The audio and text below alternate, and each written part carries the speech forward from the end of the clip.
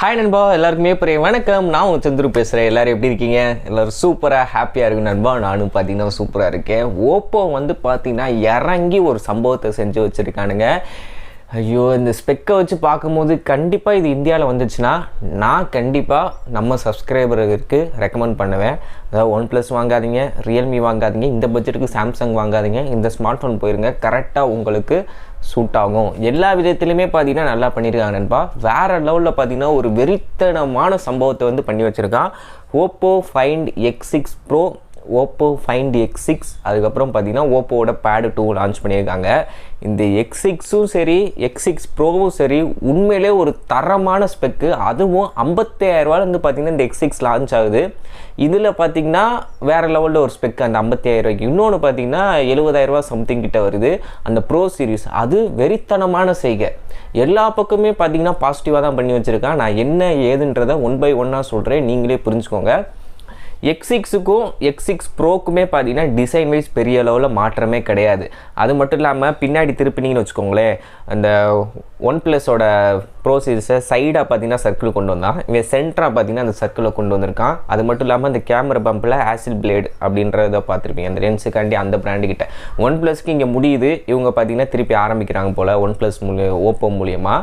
So design already பார்த்தது தான், கொஞ்சம் வித்தியாசமாக ஓப்போ சைடு இருந்து வருது. பட் கர்வியான டிஸ்பிளே தான். X6ஆக இருக்கட்டும் X6 ப்ரோவாக இருக்கட்டும் பக்காவாக பண்ணியிருக்காங்க. இப்போ டிஸ்பிளே சைஸு X6ல் பார்த்தீங்கன்னா 6.74 இன்ச்சுக்கான full HD plus 1.5K resolution கொண்ட AMOLED டிஸ்பிளே. இதில் வந்து பார்த்தீங்கன்னா 120 ஹெர்ட்ஸுக்கான ரெஃப்ரெஷ் ரேட் இருக்குது. டச் சாம்பிளிங் பார்த்தீங்கன்னா 340 ஹெர்ட்ஸ் வந்து கொடுத்துருக்காங்க. 1500 நிட்ஸ் வரைக்கும் பீக் பிரைட்னஸ் பார்த்தீங்கன்னா போகும். ஸோ டிஸ்பிளேல எல்லா பக்கமே கல்வின்றேன். டால்பி விஷன் சப்போர்ட்டும் பார்த்தீங்கன்னா இருக்குது இந்த X6ல். X6 ப்ரோ பார்த்தீங்கன்னா 6.8 இன்ச்சுக்கான E4 AMOLED display 10 bit ratio வந்து கொடுத்துருக்காங்க. ஸோ பில்லியன்ஸ் ஆஃப் கலர்ஸ் பார்த்தீங்கன்னா உங்களுக்கு இது வரும். அது மட்டும் இல்லாமல் quad HD plus resolution 120 hertz refresh rate வந்து பார்த்தீங்கன்னா கொடுத்துருக்காங்க. இதுலேயுமே டால்பி விஷன் HDR10+ சப்போர்ட்டு எல்லாமே பார்த்தீங்கன்னா இருக்கும். 1.5K அது 2K. அதுக்கப்புறம் பார்த்தீங்கன்னா இந்த 10 பிட்ன்றதை யூஸ் பண்ணியிருக்காங்க. இல்லை 10 பிட் அப்படின்றத பார்த்தீங்கன்னா போடலாம். பட் ரெண்டோட டிஸ்பிளேயுமே பார்த்தீங்கன்னா சூப்பராக தான் இருக்கும். பட் ரெண்டையும் பக்கத்தில் வச்சு நம்ம கண்கூட பார்க்கும் போது வேணால் உங்களுக்கு லைவாக வித்தியாசங்கள் தெரியுமே தவிர, நீங்கள் X6 வாங்கினாலும் சரி X6 ப்ரோ வாங்கினாலும் சரி பெரிய லெவலில் வந்து வித்தியாசங்கள் வந்து நீங்கள் பார்க்க மாட்டீங்க. டிஸ்பிளே வைஸ் பார்த்தீங்கன்னா பக்காவாக பண்ணிட்டாங்க.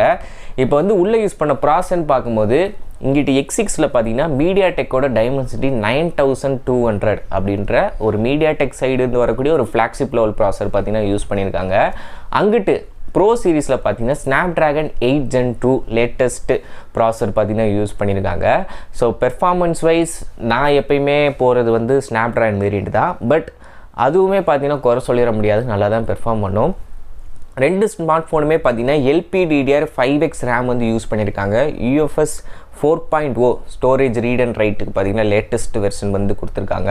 Wi-Fi 7, Bluetooth 5.3க்கான சப்போர்ட்டு, NFC சப்போர்ட்டு, IP68க்கான வாட்டர் அண்ட் டஸ்ட் ரெசிஸ்டன்ஸ் பார்த்தீங்கன்னா இருக்குது. ஒரு எல்லாமே பார்த்தீங்கன்னா டாப் ஸ்பெக். இன்றைக்கி தேதிக்கு Wi-Fiயில் எது அப்டேட்டு, Bluetoothல எது அப்டேட்டு அப்படின்னு சொல்லிட்டு கொடுத்து வச்சுருக்காங்க. 5.4ன்னு நினைக்கிறேன் Bluetoothல.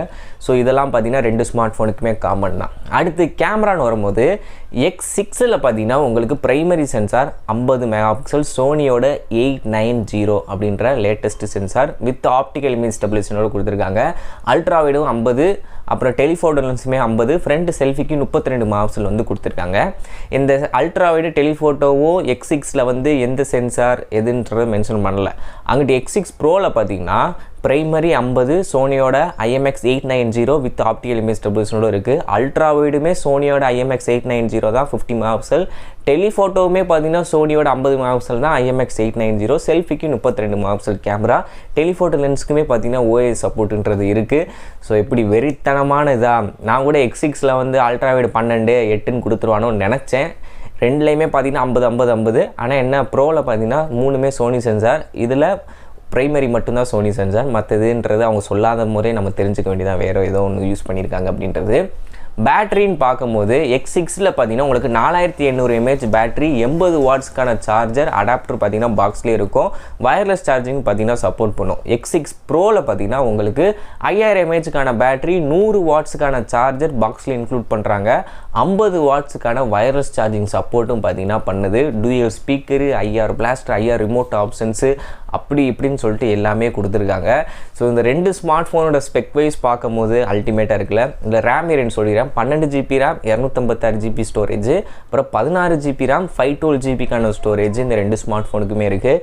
X6 பார்த்தீங்கன்னா உங்களுக்கு 57,000 அந்த ரேஞ்சு கிட்டே இருக்குது. X6 Pro பார்த்தீங்கன்னா உங்களுக்கு 75,000 அந்த ரேஞ்சு கிட்டே இருக்குது, 70 to 75,000.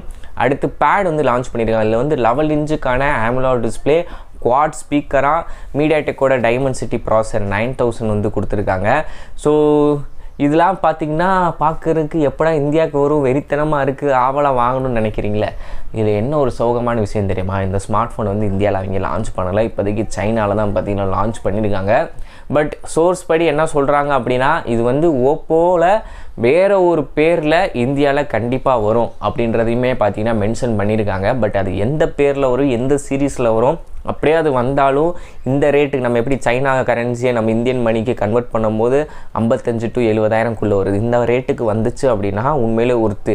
இவங்க இந்தியாவுக்கு வரும்போது பேரை மாற்றிட்டு வேறு ரேட்டை வந்து பேசிக்ஸு அந்த X6 பார்த்தீங்கன்னா உங்களுக்கு 70,000, X6 Pro பார்த்தீங்கன்னா உங்களுக்கு 90,000த்துக்கு கொண்டு வந்தாங்கன்னா நெஞ்சில் இடியை வாங்கிட்டு அப்படியே அமைதியாக உட்கார வேண்டியதான். இப்போதைக்கு ஸ்பெக்கு, டிசைனு, உள்ளே யூஸ் பண்ண ஹார்ட்வேர் எல்லாமே பார்த்திங்கன்னா தரமாக தான் இருக்குது. பட் இந்தியாவில் எவ்வளோ ரேட்டுக்கு லான்ச் பண்ணுறாங்க அப்படின்றதான் பார்க்கணும். ஏன்னா நான் ரேட்டையும் ஸ்பெக்கையும் கம்பேர் பண்ணி தான் பார்த்தீங்கன்னா நான் இந்த அளவுக்கு அந்த ஸ்மார்ட் ஃபோனை போகணுன்னு பேசினது. இந்தியா லான்ச் ஆகும்போது 90,000 ரூபாய்க்கு வந்தாங்கன்னு வச்சுக்கோங்க, இதை வாங்குறதுக்கு நான் சாம்சங்கே வாங்கிட்டு போயிடுவேனே அப்படின்ற மாதிரி மைண்ட் செட் வரும். ஸோ அதனால சொன்னேன். மற்றபடி X6ம் சரி, X6 Proவும் சரி வெறித்தனம் வேறு லெவலில் பண்ணி வச்சுருக்கானுங்க. ஸோ நீங்கள் என்ன நினைக்கிறீங்க இந்த ஸ்மார்ட் ஃபோனை பற்றி? இந்த ரேட்டுக்கே இந்தியாவில் வந்தால் யாரெல்லாம் வாங்குவீங்க அப்படின்றத கமெண்ட்ஸு சொல்லுங்கள். ஃபுல் டீட்டெயில்ஸ் நான் டிஸ்கிரிப்ஷனில் தரேன். மறக்காமல் நம்ம இன்ஸ்டாகிராம், ஃபேஸ்புக் பேஜ், டெலிகிராம் பேஜை ஃபாலோ பண்ணிக்கோங்க. எக்ஸ்க்ளூசிவான BTS ஏகப்பட்ட ஷார்ட்ஸுக்கான அப்டேட்லாம் பார்த்தீங்கன்னா அதில் தான் வரும். ஓகே நண்பா. அது மட்டும் இல்லாமல் டெலிகிராம் குரூப்பில் நமக்கு எக்கச்சக்கமான நண்பர் இருக்காங்க. நீங்கள் ஏதாச்சும் வாங்கணும்னு நினைக்கிற ஸ்மார்ட் ஃபோனை குரூப்பில் டிஸ்கஸ் பண்ணுங்கள். அவங்களோட ஃபீட்பேக்கை சொல்லுவாங்க, நீங்கள் உங்களோட ஒப்பீனியன் சொல்லுவீங்க. உங்களுக்கு ஒரு கம்ப்ளீட்டான ஒரு சொல்யூஷன் கிடைக்கும். அதுக்கப்புறம் ஒரு ஸ்மார்ட் ஃபோனை காசை போட்டு வாங்கி யூஸ் பண்ணுங்கள். ஓகே நண்பா, தேங்க்யூ, பை பை.